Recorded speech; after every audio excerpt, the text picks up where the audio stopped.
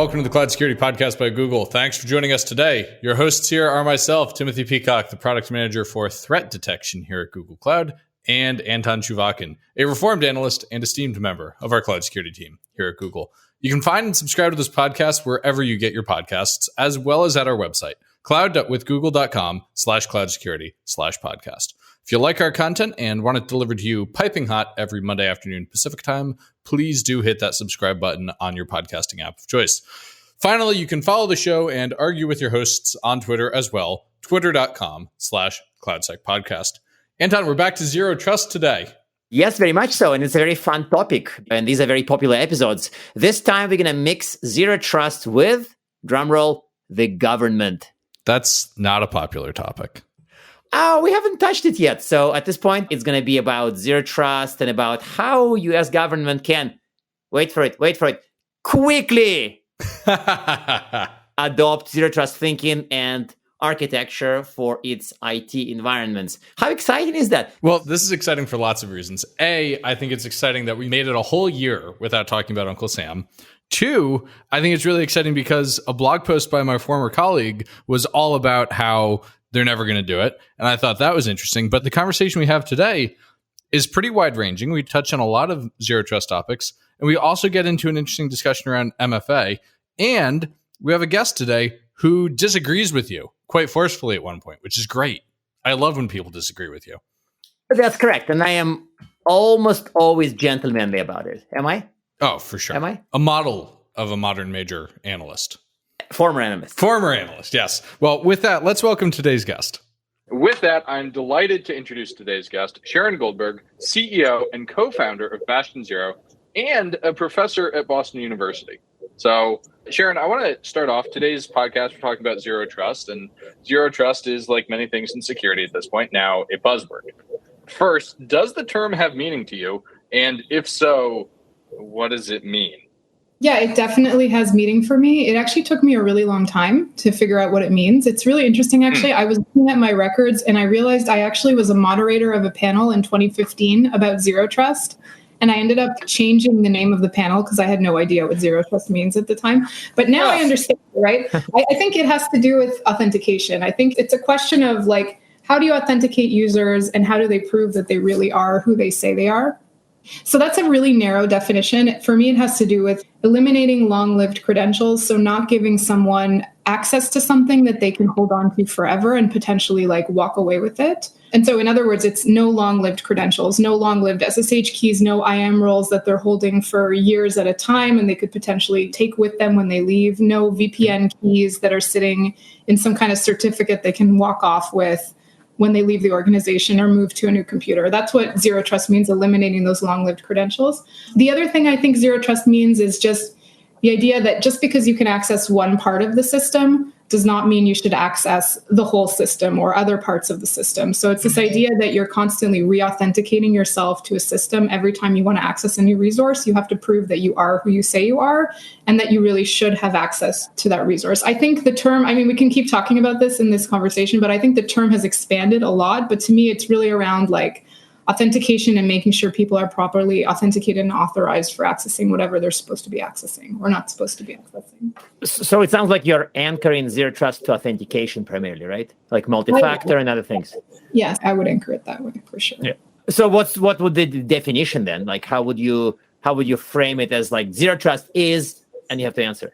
Zero Trust is the absence of long-lived credentials and the requirement that users authenticate themselves each time they want to access a resource. That is how I would define it. But I also want to say that it's a really interesting word, the word Zero Trust, because when you hear Zero Trust, you think we should trust in zero things. Basically, like there's nothing that you need to trust for security to work. That's what it sounds like. And that's why, in 2015, like I didn't understand what Zero Trust meant. And I ended up changing the name of my panel because I just didn't know how to moderate a panel on that topic. And actually, what's really interesting is like with what we're working on right now at Bastion Zero, it's the idea, like we want to get closer to this idea of really trusting zero things, not trusting some specific thing. Because for the way I define Zero Trust to you, you could have an SSO system with multi-factor authentication and that would gate access to whatever you're looking to gate access to, that would be zero trust according to the definition that I just gave you. But that's not really zero trust in the sense that you're trusting in zero things, because the thing you're trusting is the SSO mechanism, right? Like the actual SSO provider, you're trusting that provider to like check people's passwords properly. And if you have device context, check that the device context is correct and check that they did multi-factor authentication properly. Like all of that is being done by the identity provider, the SSO provider. And that's not zero, like you're not trusting in zero things in that case. You're really trusting the SSO provider. Well, John Kindervag, who created the term, argued pretty violently that you really do want to strive for trusting in zero things. So we had almost the same argument, except for the opposite sides. I was trying to convince him that zero trust means trust in the identity provider, trust in the device data. And his position was like, no, actually, you do need to aim at the situation where you verify, you confirm, you validate, but you don't blindly trust, even the identity provider. So to me, this doesn't resolve. To me, this is an interesting discussion that people are having in the industry. So I would disagree with you, and I would agree with him, actually, because the idea that you have to fully trust the identity provider, that's a good thing to strive for. All you have to do is trust the identity provider, but it's still creating like a single point of compromise where the identity provider has this extreme sort of power over your infrastructure. And I don't know if you guys saw this because it was part of the SolarWinds incident that was maybe less discussed. But one of the parts of the SolarWinds incidents was that the adversary was able to compromise the SSO provider and issue tokens for itself to whatever resources it wanted. In a sense, the identity provider was compromised. And at that point, sort of access to everything was possible for the adversary because they owned the identity provider. So that is an example of like this definition of zero trust not being sufficient because you were really actually not trusting in zero things. You were trusting in the identity provider.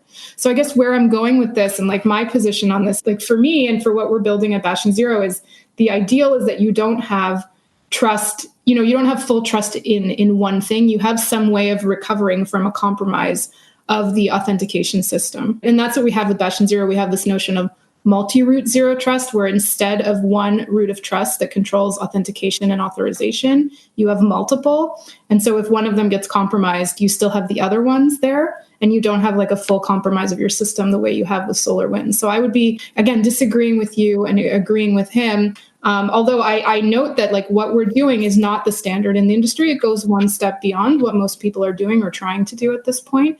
It does come close to, if you've ever seen a system where someone will put a VPN and then they'll also have like maybe a multi-factor or hardware key on like an individual Linux machine.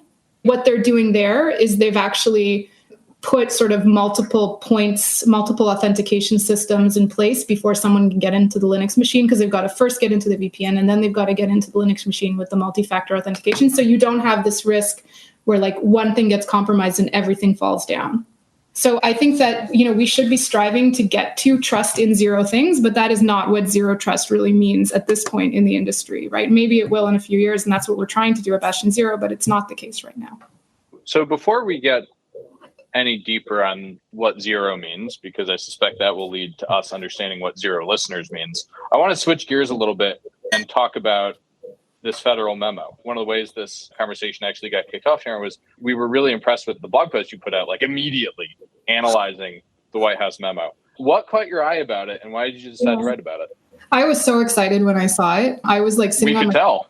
Yeah, I was so excited. You can look at my Twitter and there's me tweeting like, oh my God, I can't believe this. And like, I have to write about this. And then like 4 hours later, I'm done writing and dropping this tomorrow. So I was so excited because the first line of the memo was the federal government, I'm not quoting this correctly, but it was like the federal government can no longer depend on perimeter-based defenses for security.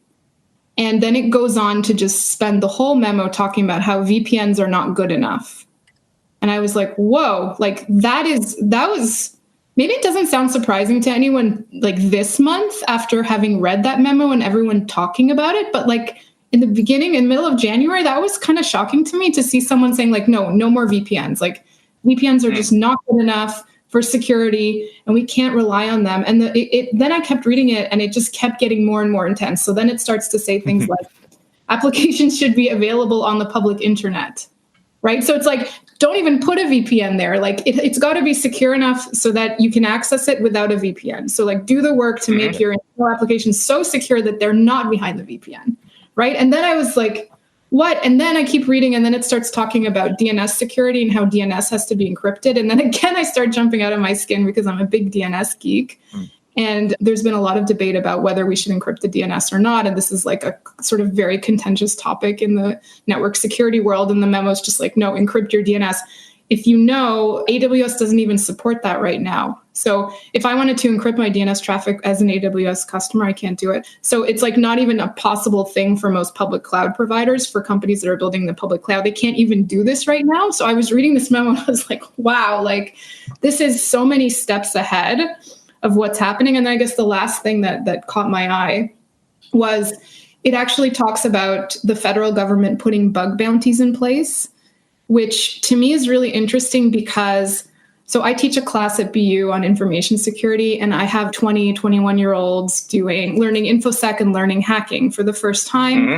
And I have to go kind of like scare them and say, you know, there's the CFAA. If you do something wrong, you can get attacked. And then I tell them the story about the MIT students who presented at Black Hat when they hacked the subway in Boston. And then like the FBI like came to their talk and like pulled them off the stage. And so I tell them that story so that they don't go do something stupid. And part of the reason that this is still something I have to do, and I've been doing this for 12 years, is because we often see hackers prosecuted for just doing security research. And like here's like in Missouri recently. Yeah. And it happened like a few weeks before even the memo came out by a government in Missouri. So I was reading this and I was like, finally, there's something that we can point to where the government said that bug bounties are a good thing. And like, you know, security researchers examining public infrastructure and providing feedback is a good thing. And like, we've been saying that in this community for 20 years, but to like actually see it come from the government was like, yes, you know, like finally, hopefully like next time there's a lawsuit or something, people can point to that and say, look, like federal government itself is saying that this is something that researchers should be doing. So I thought that there were like a lot of things in there that were like pretty significant across the board in different areas. By the way, like those latter two things, bug bounties and DNS security, I don't really think those are zero trust things, but they're really cool security things. So I'm surprised to hear bug bounties are a hot new thing for the federal government. I remember in college, my buddy would get bug bounties all the time and then buy rounds of beer with his bug bounties for us at the bar. That was a long time ago. Is the federal government just talking about that now?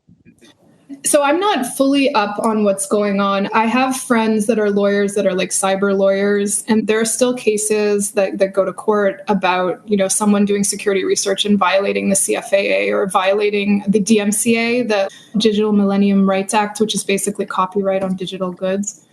So that still happens. And, you know, there's been a lot of effort from different groups to sort of normalize the idea of bug bounties, but I hadn't really seen the government talking about it before. And there's still this kind of, I think there's still this fear that like, you know, like in Missouri, it was the government that actually went after the reporter who did an HTML view source and found something. So to see that coming from the government, I think is great. So we're not necessarily going to see a change to the CFAA, but this is like an agency actually saying something. So I believe that should have some weight. So it's nice to see, you know, after all these years.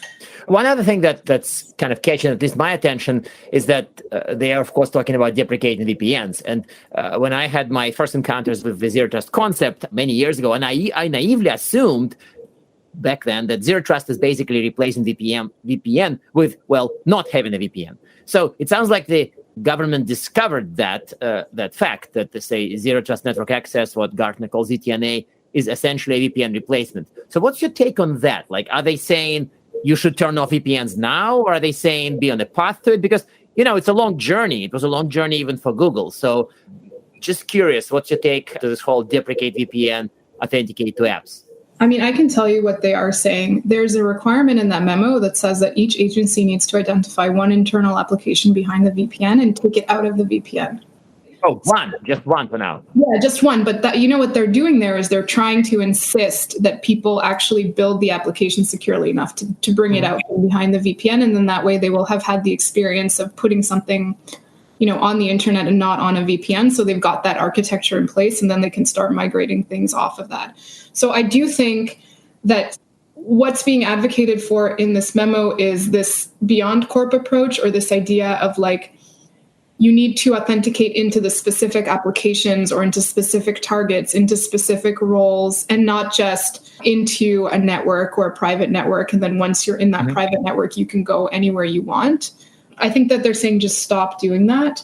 And it sort of makes sense, because if you read the broader news around this announcement, it talks about this being a reaction to the Colonial Pipeline ransomware, which I believe was actually the result of an old VPN password. So the way that Colonial Pipeline was infiltrated was there was some long-lived VPN password, and the attacker got that, and it was some password that nobody knew was around or had forgotten about, and then they got in that way. And so if you can get access to a VPN and from there kind of travel through the infrastructure and get into all different kinds of places where you shouldn't be, that's sort of the opposite of this approach where you have authentication into individual applications, right? So imagine if there was an individual application for whom the password was compromised. It should not be the case that if you stole that password, you can kind of own the whole infrastructure, right? So I do think that they're saying that this notion of, network-based access control is no longer viable, and it has to be application-based access control or target-based access control. So are you logging in to a Linux server? What account are you using? Are you logging into a Kubernetes cluster? What role are you using? Are you logging into some sort of website? What username and password did you use? Right? Not just like, are you in the right IP space anymore? That I think they're very strongly coming out against that. Yeah, that's fascinating. It's like so funny to me to appreciate this as such a sea change when, in my mind, that's just how applications work. So it's fascinating. As we look forward to this, what kind of challenges do you think the government is going to run into in actually doing this? Like, what's going to be hard for them in particular? Oh, it's going to be very hard. I mean, I think you win the Understatement of the Year prize with this. You just said it's very hard. And it's easily you're getting the Understatement of the Year prize for that. I don't really work with the government, so I don't know too much about this. I will say, it's an interesting situation because like when you want to work with the government, you have to have something like a FedRAMP certification and all these sort of certifications and this navigation and understanding of like how to work with the government. It's a hard thing to do for a lot of companies and a lot of products, and they can't necessarily buy things off the shelf because they may not have the right certifications. So if you think about it, it's not only that they're a very large organization with a lot of bureaucracy and a lot of people and a lot of legacy systems, but even the set of products that they can use is limited. And the set of places that they can deploy and do things is limited. So I think it's going to be really challenging. I think one of the things that, if you look at the memo, you see there are these like very small little milestones that agencies are asked to achieve. Like, for instance, taking one application off of the VPN. So the memo is sort of recognizing how hard this will be. But I also think that the memo is not necessarily only for the government. I think it is actually meant to drive change in the whole industry. And let me give you a very concrete example. I mentioned this before. You want to encrypt your DNS. Can you go to AWS now and encrypt your DNS? No, you can't, right? So if the government wants to go use these cloud providers and they're going to insist on encrypted DNS traffic, then the cloud providers therefore have to provide this feature. And so it's going to require them to build that and then make it available. And then the rest of us can sort of enjoy the existence of this technology, right? So a little bit like something that I studied when I was a professor was the deployment of security technologies and how do you kick off, advanced security technology deployment. A lot of times that has been done by the government mandating the deployment of certain security technologies and therefore forcing vendors to actually implement it so that the government can buy it and then the rest of us can sort of use it. So I think that's a sort of an additional function of the memo. It's not just about what the government can do, but what vendors will need to provide and what the industry will start doing. That's really interesting. Could you say more about that, like government making people be more secure that then drives more security? What does that evolutionary journey look like? If I may offer a quick comment, and this would be actually amazing because I see the logic behind it. If a certain standard is truly adopted and it sort of spreads, like I'm thinking some of the early MITRE stuff that started in the government and then became like a community standard.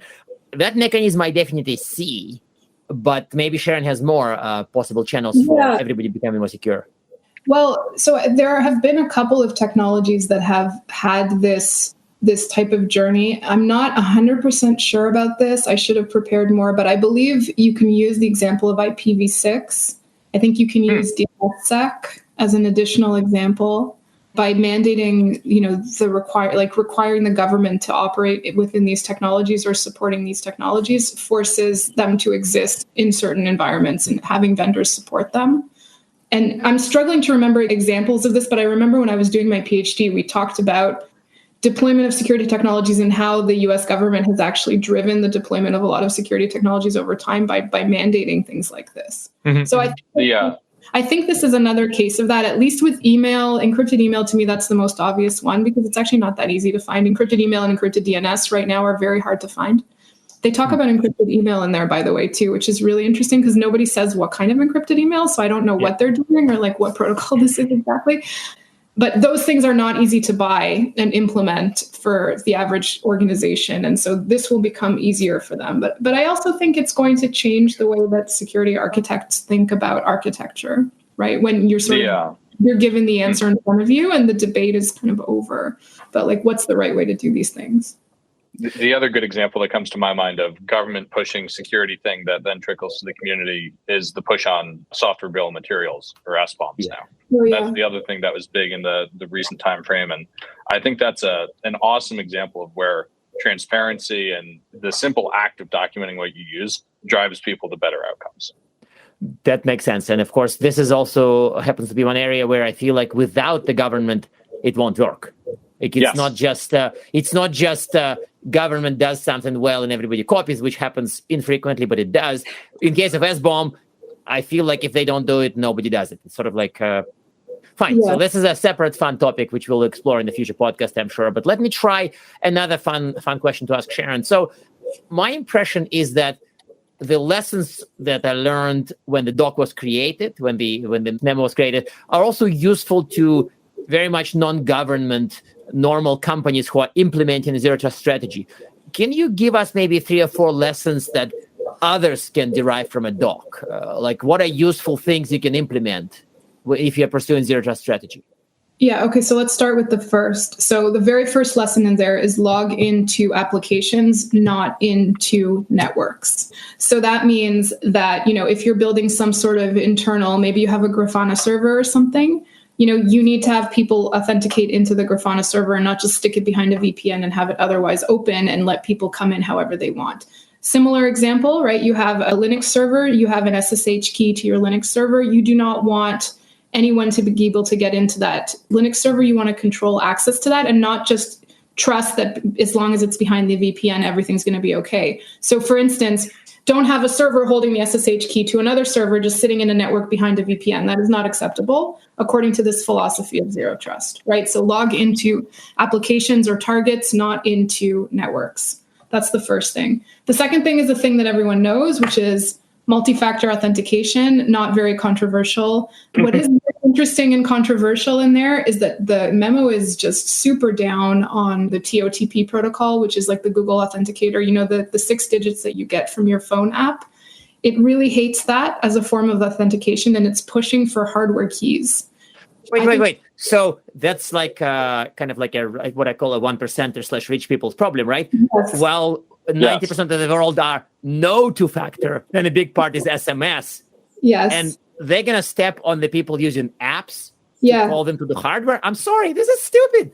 No, I mean, that was aggressive. So SMS-based two-factor authentication must die. I think we can all agree. And it's not dying. It's still there. I mean, banks still use it it drives me crazy that you MFA into your bank with your phone. That drives me crazy, but it's just still that way. I think because they don't think regular people can install an app on their phone or something. I don't know. So that must die, but they're also negative on the TOTP. I don't think that's going to have much of an impact, well, it makes sense. I mean, there are so many attacks on that have come out. They're a little bit more exotic, but they exist. Mm-hmm. In any case, we can debate MFA. I don't think we should debate whether we should have MFA, and I think we can all agree that SMS-based MFA should die. So, use something other than that. So that would be my second lesson.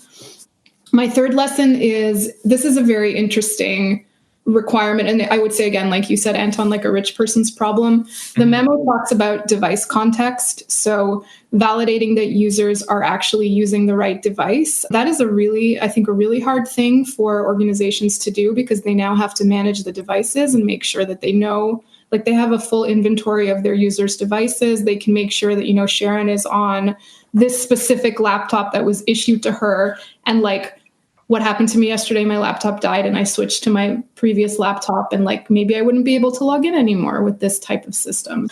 So there was some thinking about device context. I don't know to what extent that's going to affect people.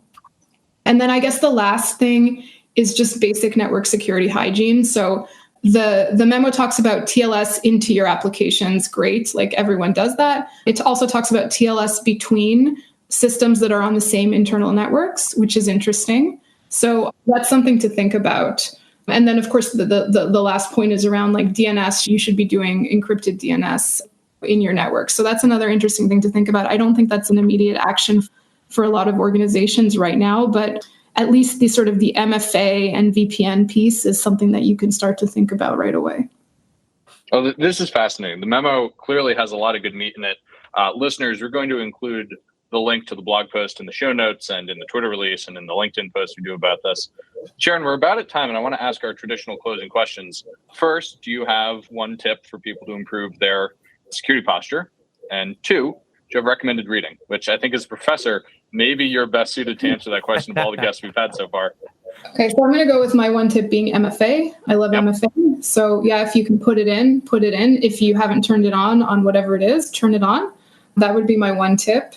The thing to read for this podcast, I wrote this blog post and 30,000 people read it within like 24 hours, which was crazy. So you can go read that. Amazing. Sharon, thank you so much for joining us today. It was a real pleasure. Thank you.